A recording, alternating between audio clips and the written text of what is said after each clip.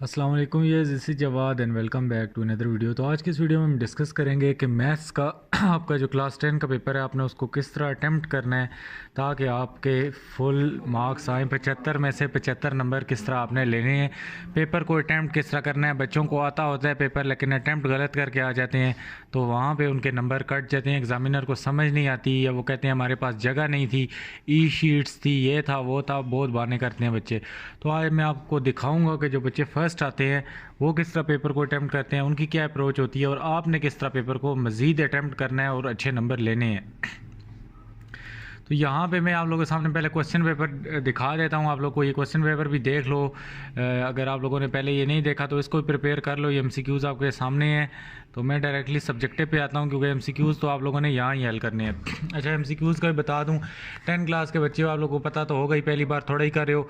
इस सर्कल के अंदर फुल आपने फिल करना है और इसको पेंसिल वगैरह से नहीं करना, बॉल पेन से करना होता है ताकि जब इस पर वो स्कैनर की लाइट पड़ती है तो ये करेक्टली रीड हो जाए और इससे बाहर वगैरह नहीं निकलना होना चाहिए। ये सारी बातें आप लोगों को पता है। हम आते हैं सेक्शन बी पे। सेक्शन बी पे अभी जो हमारे पास सीन आ गया, उधर दरमियान में और वाला आ गया कि आपके ऊपर अटैम्प्ट ऑल पार्ट्स हो गए और दरमियान में इधर और आ गए, तो उससे कोई फ़र्क नहीं पड़ता। इंपॉर्टेंट क्वेश्चन अगर इसमें से बताऊं तो ये भी इम्पोर्टेंट है, ये भी इम्पोर्टेंट है और उसके बाद ये वाला भी इम्पोर्टेंट है, ये रिजॉल्व वाला भी, ये वाला वेरीफाई वाला सी पार्ट इसका इम्पोर्टेंट है। इसके बाद आप लोग का जो है, इसके बाद ये आइडेंटिटी वाला इम्पोर्टेंट है इसमें। और अगर थ्योरम की बात करें तो ये पार्शियल फ्रैक्शन 4 वाला इम्पोर्टेंट है, लाइट हाउस वाला इम्पोर्टेंट है, टू कॉर्ड्स वाला इम्पोर्टेंट है। तो ये वाले इसमें से कर लो। अच्छा, यहाँ पे हम आ जाते हैं अपने मेन टॉपिक पे कि सोल्यूशन आपने किस तरह करना है। आप जैसा कि देख सकते हो ऊपर क्वेश्चन नंबर 2 आपका बना हुआ है और यहाँ पे लिखा है पार्ट नंबर 1। तो हम अपने क्वेश्चन पेपर पे चलते हैं। तो ये देखो क्वेश्चन नंबर 2 है, इसका पार्ट नंबर क्या है 1।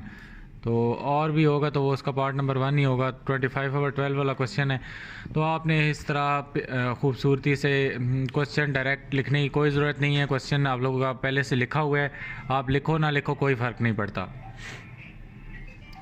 डायरेक्ट आपने यहाँ पे आंसर लिखना है। यहाँ पे आप देख सकते हो कि ये हमने लिखा है, एक लाइन प्रॉपरली उस लड़के ने छोड़ी है, बताया है कि मैं एलसीएम ले रहा हूँ।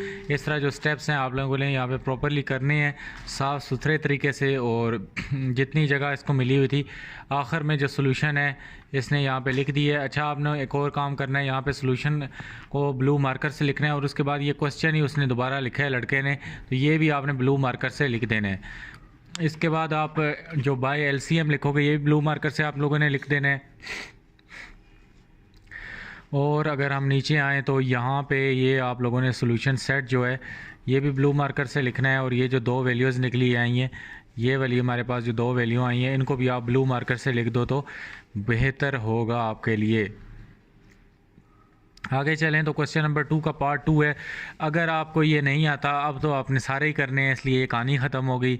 अगर पहले ये नहीं आता था तो इस पेज को आपने छोड़ देना था खाली। तो अब अटैम्प्ट ऑल क्वेश्चन हो गए हैं तो इस वजह से आप लोगों के लिए मुश्किल पैदा हो गई है और आप लोगों ने नया मॉडल पेपर देख ही लिया होगा। तो अब आप लोगों ने जो जगह बनी हुई है उस पर ही लिखना होता है, नहीं तो इसको खाली छोड़ना था। क्वेश्चन नंबर 2 का पार्ट 2, तो इस पे पार्ट 2 करना है। अगर आप पहले क्वेश्चन नंबर 3, ये आपको पार्ट 2 नहीं आता, इसका और वाला पार्ट भी नहीं आता, आप कहते हो मैं एंड पे करूँगा, तो आप 3 करते हो, तो आपने इस जगह को खाली छोड़ देना है और ये इधर आ जाना है जहाँ पे इसका पार्ट नंबर 3 की जगह बनी है। अच्छा, यहाँ पे भी आप देख सकते हो, इसको आपने ब्लू मार्कर से लिख देना है, इस लड़के ने नहीं लिखा। ऊपर सोल्यूशन आप लोगों ने मेंशन कर देना है पहले से ही ताकि एग्जामिनर को पता चले। ये जो आप आगे इक्वेशन नंबर 1 लिखते हो इसको भी आपने एक ब्लू मार्कर से लिखना है। पुटिंग, इस वाले को ब्लू मार्कर से लिखना है। पुटिंग वैल्यू ऑफ इस तरह की स्टेटमेंट्स को ब्लू मार्कर से लिखना है और बाकी सारे को आपने ब्लू पेन से लिखना है। ज़्यादा ब्लू मार्कर यूज़ नहीं करना कि बहुत ज़्यादा गंद बन जाए। ये जो स्टेटमेंट्स है वो आप लोगों को बता रहा हूँ।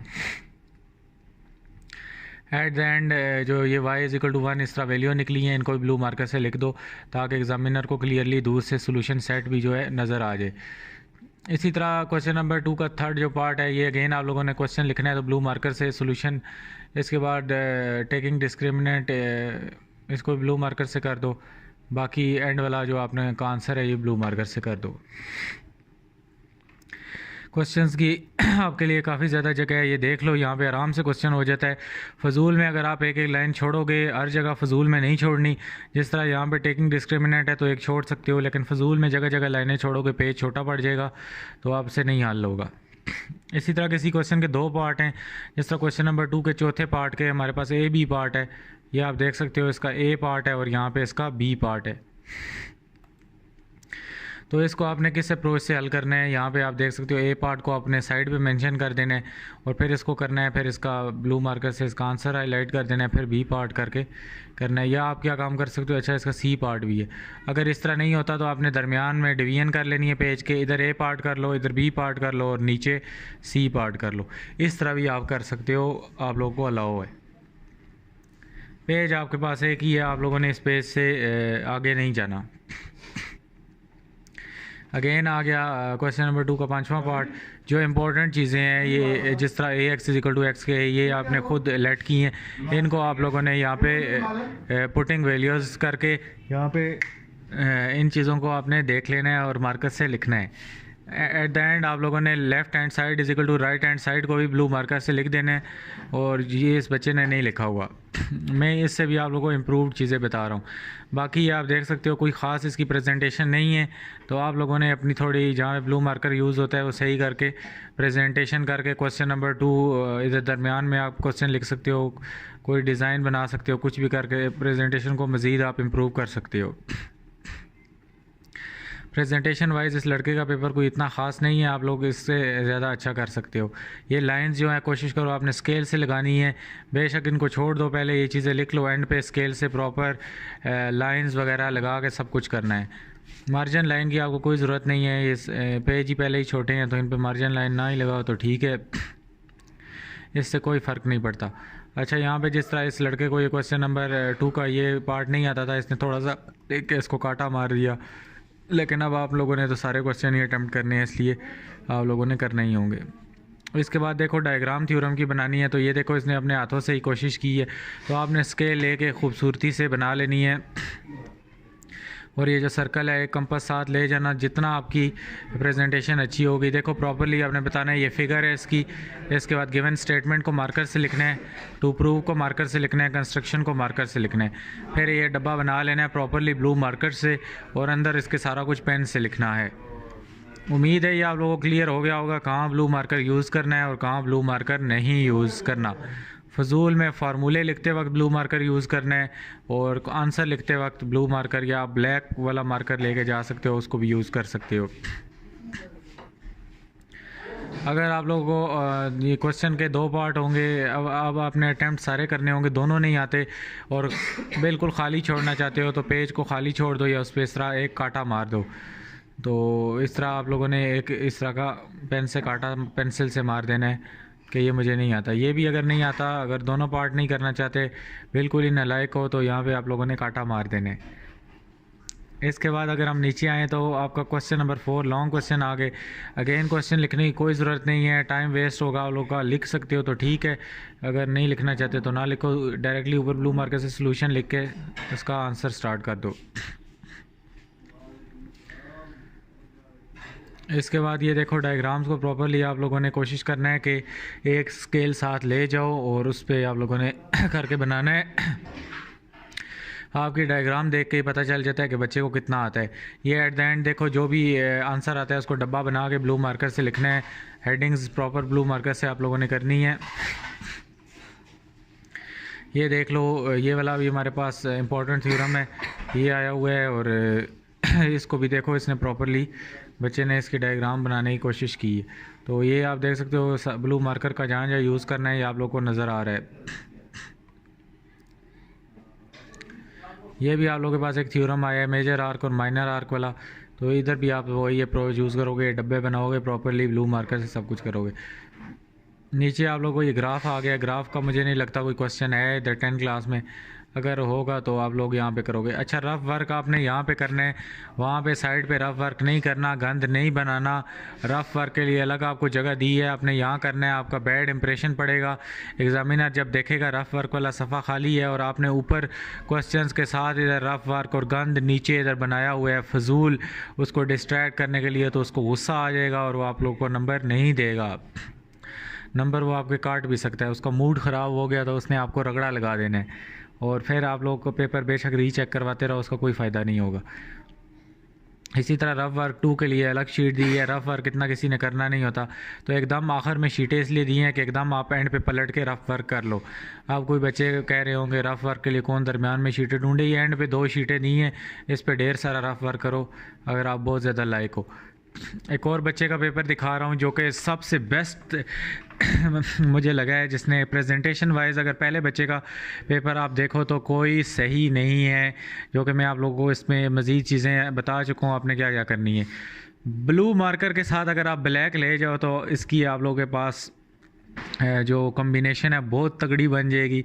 आप लोगों ने टू फाइंड, मेथड, सॉल्यूशन, ये देखो इस तरीके से अगर आप करते हो तो आपके 75 आउट ऑफ 75 आएंगे। थोड़ी बहुत गलती हो भी गई तो एग्ज़ामिनर उसको इग्नोर कर देगा। कोशिश करो कि इस पैटर्न को अडॉप्ट करो। साथ में फार्मूला जो यूज़ हुआ है, बच्चे ने फार्मूला भी लिखा हुआ है, आप लोग देख सकते हो प्रॉपरली। इसने मल्टीप्लिकेशन ब्लैक पॉइंटर को भी अंदर यूज़ किया है। तो ये ब्लू मार्कर, ब्लैक मार्कर और ब्लैक पॉइंटर और ब्लू पेन, ये 3-4 चीज़ें हैं, इनको यूज़ करो। देखो यहाँ पे मिड टर्म ब्रेक है तो उसने प्रॉपरली कैपिटल लेटर्स का यूज़ किया है। कैपिटल लेटर्स का आपने भी यूज़ करना है, इससे थोड़ी आंखों को एक जो प्रेजेंटेशन टाइप है वो अच्छी लगती है। तो ये देखो एंड पे उसके जो 2 आंसर थे उसने उसको हाईलाइट किया है, जो मैंने आप लोगों को पिछले पेपर में उस बच्चे की गलती बताई है, और आखिर में सोल्यूशन सेट को लिख दी है। तो एक प्रॉपर देखो, ना ज़्यादा ब्लू मार्कर यूज़ हुआ है ना ब्लैक हुआ है, एक प्रॉपर जो है अलाइनमेंट इस लड़के ने सही कर दी है। तो इस तरह अगर आप करोगे तो आप लोग को पेपर देखते साथ ही बंदा एग्जामिनर कहता है यार इतनी अच्छी प्रेजेंटेशन है, इस बच्चे को फुल नंबर दो। क्वेश्चन नंबर 2 में भी देख सकते हो कि क्वेश्चन उसने लिख दिया साथ में सॉल्यूशन, और ये साथ में देखो फार्मूले जो यूज़ हो रहे हैं उसने लिखा है। टेकिंग एलसीएम है तो उसको ब्लैक पॉइंटर से आप ये अप्रोच यूज़ कर लो। ये एक one of the best paper मैं इसको कहूँगा जो प्रेजेंटेशन के लिहाज से है। देखो आगे उसने that is discrimination is equal to 0 properly उसने देखो फार्मूलाज को, डिस्क्रिमिनेंट का फार्मूला और अंदर हाईलाइट की हैं चीज़ें, और ये सब कुछ यूज़ किया है। पहला पेपर इसीलिए कमज़ोर आपको दिखाया है ताकि आप उस बच्चे की गलतियों से सीख सको और दूसरे पेपर में अच्छा परफॉर्म कर सको। इसके बाद देखो के मेथड वाला सवाल आया है तो बच्चे ने प्रॉपरली इसको बताया है। लेफ़्ट हैंड साइड जहाँ पे ले रहा है ब्लू मार्कर से, सब कुछ उसने प्रॉपरली एक मैथ का पेपर हल करने का फ़र्ज़ अदा किए। क्वेश्चन नंबर 4 या खाली छोड़ दो या इस तरह की लकीर डाल दो इस पर। अगेन आप देख सकते हो ये हमारे पास शॉर्ट क्वेश्चन इस बच्चे ने तहरीर किए हैं। ये आप देख सकते हो क्लास लिमिट, क्लास बाउंड्री, खूबसूरत तरीके से स्केल से लाइनें लगा के उसने प्रॉपरली इन चीज़ों को हल किया हुआ है। एंटी लॉग जहाँ पे लिया है उसने बताया है। ज्योमेट्रिक मीन का आंसर आया है उसको हाईलाइट किया है। कोई चीज़ काटी भी है तो पेंसिल से उसको काटा है प्रॉपरली ताकि गंद नहीं बनाया। तो ये देखो यहाँ पे tan का जो फार्मूले यूज़ हुए हैं, साथ पे उसने 3 डॉट लगा के, इस तरह 3 डॉट लगा के फार्मूलाज को प्रॉपरली लिख दिया है ताकि एग्जामिनर को पता चले कि बच्चा पढ़ने वाला है, उसको फार्मूलाज भी आते हैं, उसने रट्टा नहीं लगाया हुआ। यहाँ पे भी आप देखो डायग्राम्स को उसने ब्लू मार्कर से ड्रॉ किया है, फार्मूलाज को ब्लू मार्कर से लिखा है, ब्लैक मार्कर का यूज़ किया है, ब्लैक पॉइंटर का यूज़ किया हुआ है उसने।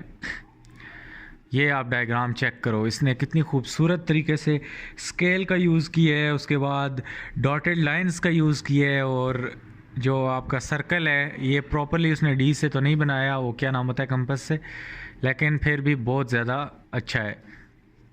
आगे अगर हम चलें तो अगर ये कोई बच्चा देख रहा है जिसका ये पेपर है तो वो नीचे कमेंट कर सकता है। यहाँ पे हम नीचे आते हैं तो ये भी आप देख सकते हो properly presentation wise okay paper है। अगर हम नीचे आए तो देखो ये इससे गलत हो गया, ये सवाल इससे गलत हो गया, तो इसने प्रॉपरली एक पेंसिल से कांटा मार दिया। जिस तरह मैं आप लोगों को कह रहा हूँ कोई पेज खाली हो तो आपने इस तरह कांटा लगा देना है, ज़्यादा गंद क्रॉस नहीं बनाना है कि ये कांटा स्केल से। देखो इसने प्रॉपरली पेंसिल से लगाया कि ये सवाल गलत है। एग्जामिनर इसको देखते साथ ही इम्प्रेशन भी नहीं बुरा पड़ा, सवाल भी गलत हो गया।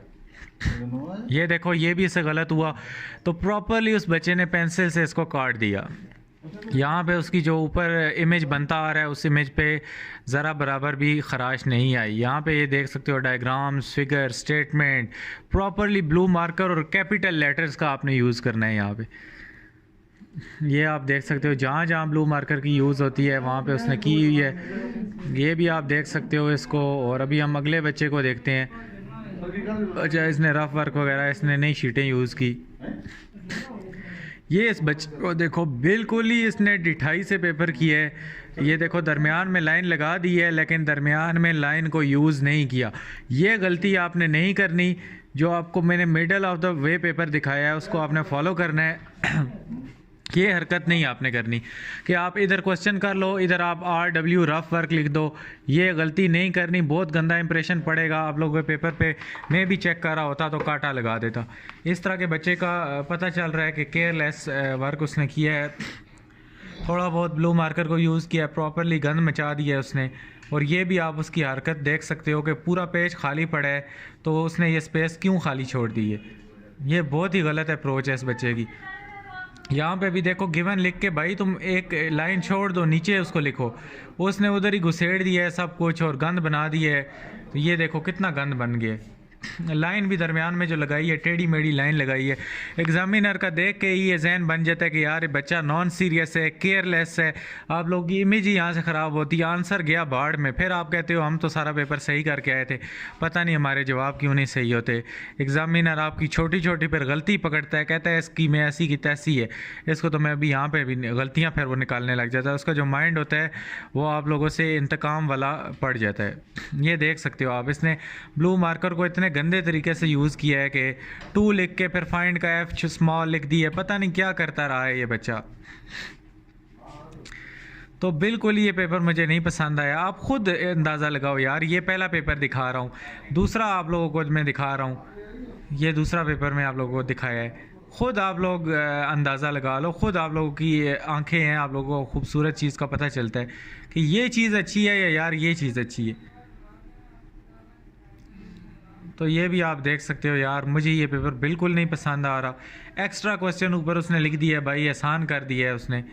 वो एक्स्ट्रा क्वेश्चन की भी देखो कि आप पर प्रेजेंटेशन उसने डाल दी है। ये देखो कि यहाँ से लाइनें छोटी हैं, कहीं से बड़ी हैं। इस डब्बे को पूरा कर दो यार, तुमने नीचे वो लिखना है। तो अगेन इस बच्चे ने जो गलतियाँ की हुई हैं, आप देख रहे हैं या नहीं देख रहा उससे कोई फ़र्क नहीं पड़ता, लेकिन जहाँ गलती है देखो टूटी फूटी उसने यहाँ पे काम कर दिया है। आखिर में ये प्रॉपरली आंसर को ब्लू मार्कर से लिखो, इसने गंद बना दिया सारा। एक प्रॉपर चीज़ नहीं, ब्लू मार्कर देखो जगह जगह फजूल यूज़ किया है। तो कितना बुरा जहर लग रहा है ब्लू मार्कर। आप लोगों ने इस बच्चे को देख के प्रैक्टिस करना है भाई, और किसी को नहीं देखना आपने। ये डायग्राम बड़ी अच्छी बनाई है, जहाँ पे अप्रिशिएट बनता है डायग्राम इसकी सबसे ज़बरदस्त है। लेकिन फिर ये देखो, ये आप देख लो ब्लू मार्कर को फजूल में जगह जगह यूज़ कर इसने बच्चे ने कर दिया है। और यहाँ पे वाई नहीं यूज़ होता इधर इतना, ये फजूल में इसने किया। फिर नीचे क्या गंद बना दिया है यार। और ये देखो क्वेश्चन नंबर 3 का पेज 2 और 2 है। अगर यहाँ पे कोई और क्वेश्चन हो तो आप इधर ये चीज़ें नहीं लिख सकते। ये बात ज़हन नशीन कर लो। हम एक और बच्चे की प्रेजेंटेशन पे आते हैं जिसने तो सब चीज़ों की बेड़ा गर्क कर दी है। ये अप्रोच आपने नहीं यूज़ करनी। देखते साथ लगता है कि यार सोया हुआ कोई बच्चा उठा है और पेपर मुंह उठा के देने आ गया है। तो यहाँ पे ना कुछ सही समझ आ रहा है। अगर सही भी आपने किया हुआ है तो बंदा कहता है यार क्या, ये देखो ये कचरा, यहाँ पे मैं सर्कल लगा के एक नंबर काट लूँगा। फजूल में आप लोग कुछ भी नहीं कर सकोगे। तो ये चीज़ें आप लोगों ने एग्जामिनर को ईज़ प्रोवाइड करनी है कि आपका पेपर कैची हो। बोर्ड में आप लोगों को पता है सारा प्रेजेंटेशन का गेम होता है। एक बच्चे को कुछ भी तैयारी नहीं होती, उसके प्रेजेंटेशन अच्छी होती है, उसके नंबर आ जाते हैं, और आप तैयारी करके भी उसके बराबर होते हो। ये सारी गेम यहाँ पे। ये देखो ये पेपर बिल्कुल रफ सा है, देखते साथ ही इसको चेक करने का नहीं दिल कर रहा। इतनी डिटेल, इतना गंद बना हुआ है, उफ खुदाया। तो इसके बावजूद अगर ये पेपर कोई ला के मेरे सामने रख दे, कितना अट्रैक्टिव है। ये आप खुद देखो, लॉ ऑफ अट्रैक्शन को देखो कि कौन से पेपर की तरफ वो आपकी आइज़ को अट्रैक्ट कर रहा है। यहाँ पे इस बच्चे ने पता नहीं क्या किया हुआ है।